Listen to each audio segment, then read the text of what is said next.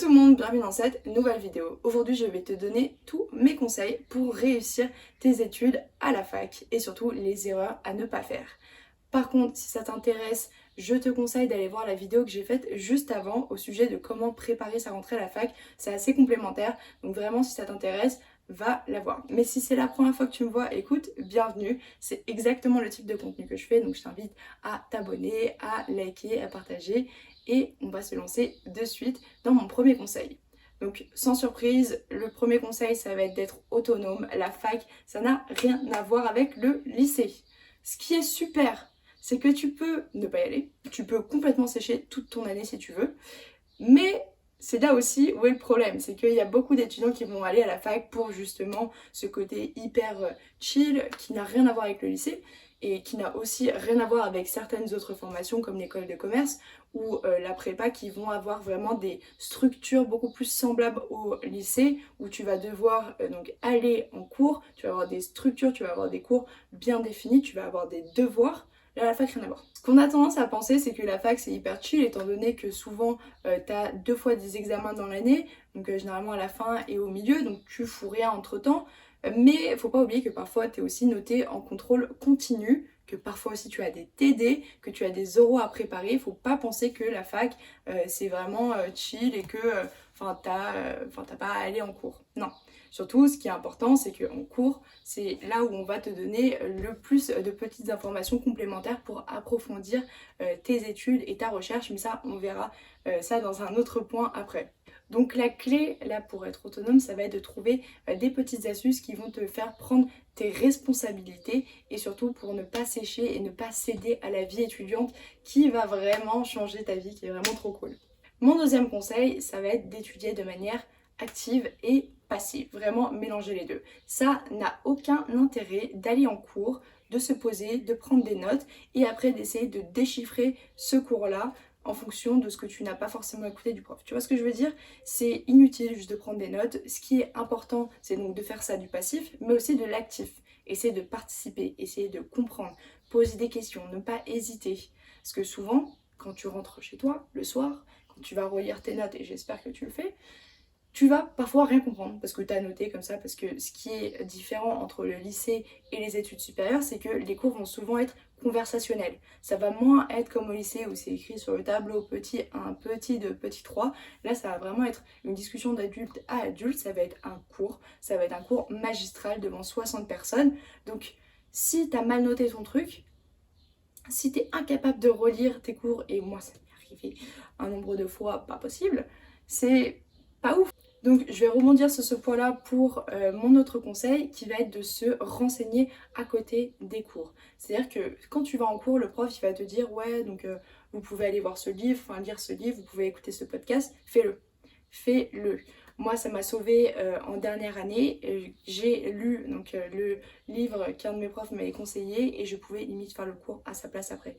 Les profs ne disent pas des choses au hasard. S'ils les disent, c'est que c'est important. Donc, n'hésitez surtout pas à aller prendre ce genre de petites informations complémentaires. C'est hyper important d'y mettre de l'intérêt, de la volonté, parce que si tu n'aimes pas ce que tu fais, c'est quand même assez compliqué de réussir. Donc, te force pas, mais intéresse-toi juste un minimum et essaye de trouver un peu je sais qu'il y a des sujets super chiants, hein, on est d'accord, il y en a forcément, mais essaye de trouver un peu ce point au milieu entre le sujet chiant et toi pour vraiment que vous vous retrouviez, que ça se passe bien, quoi. C'est aussi hyper important de faire attention à la méthodologie. Il va y avoir certains cours à la fac qui vont vous être dispensés, qui vont demander une méthodologie très précise. Alors vous n'allez pas forcément gagner des points si vous l'appliquez à la lettre, mais en tout cas ça va vous permettre de ne pas en perdre. Je pense notamment au droit où il y a toute une méthodologie et si vous ne la suivez pas, si vous êtes en mode disserte, ça n'a juste rien à voir. Vous n'êtes plus en droit, vous faites autre chose. Je ne sais pas ce que vous faites.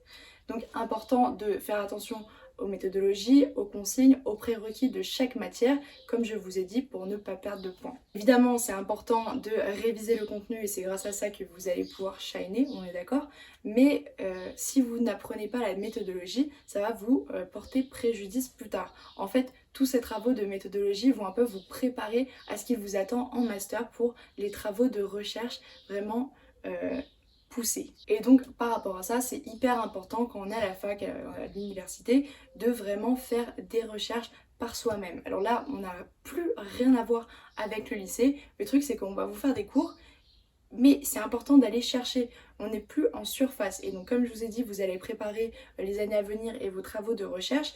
Et pour ça, en fait, il faut être capable d'aller sur Internet et pas que sur Wikipédia. Wikipédia, non, non, non, non, non. En études supérieures, on vous le dira. Wikipédia, c'est no way. Il faut aller chercher des sources, il faut aller chercher des articles, il faut aller chercher des mémoires. Vraiment, il faut avoir des sources sûres, il faut pouvoir les citer, les utiliser et surtout les mélanger. C'est-à-dire s'il y a deux avis différents, il faut être capable non seulement de les mêler, mais aussi d'être capable d'expliquer une contradiction et vraiment les utiliser pour vous, votre travail et derrière dégager donc des hypothèses mais aussi des conclusions.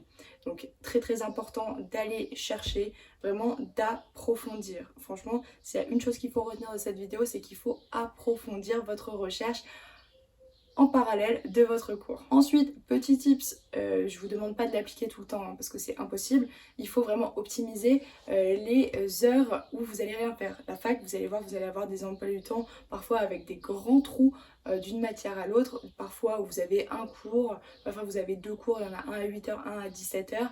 Voilà, c'est des choses qui arrivent.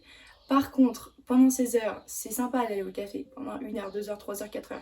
Mais si parfois vous pouvez optimiser votre temps et utiliser ce temps pour aller à la BU, donc c'est-à-dire la bibliothèque de la fac, ça pourrait vraiment vous être utile. Parce que déjà de 1, vous êtes dans un environnement de travail qui est propice à ça, donc profitez-en.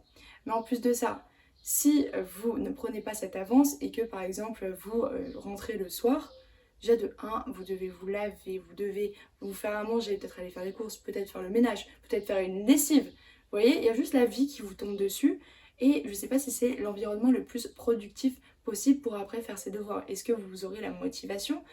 Peut-être pas. Donc essayez de optimiser ce temps-là, ce temps où vous n'avez rien à faire. C'est bien de profiter d'aller prendre des cafés, mais c'est aussi bien parfois de s'avancer. Mon avant-dernier conseil, ce serait vraiment de viser l'excellence. Alors c'est plus facile à dire qu'à faire, on est 100% d'accord.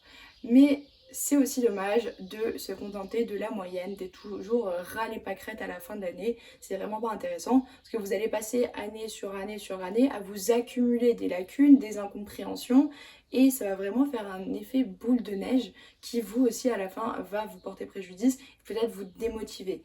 Donc c'est grave selon moi de rester un élève moyen, essayez de vous donner les moyens de réussir, d'avoir des meilleures notes. Je vous demande pas d'avoir un 18 mais visez quelque chose, un niveau satisfaisant parce qu'évidemment c'est des connaissances que vous apprenez qui vous seront utiles plus tard. C'est un peu contradictoire là ce que je vais donner comme dernier conseil mais il faut pas trop faire attention aux notes non plus, il faut un peu s'en détacher.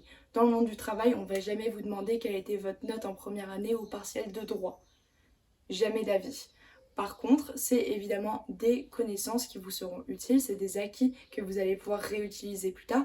Donc surtout, ne faites pas l'impasse sur ça.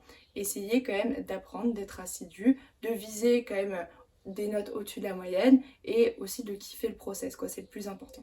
Donc voilà, j'espère que vous avez aimé tous ces conseils. Dites-moi en commentaire si vous en avez d'autres, ça pourrait aider évidemment d'autres étudiants. Et on se dit à la prochaine fois. Bye!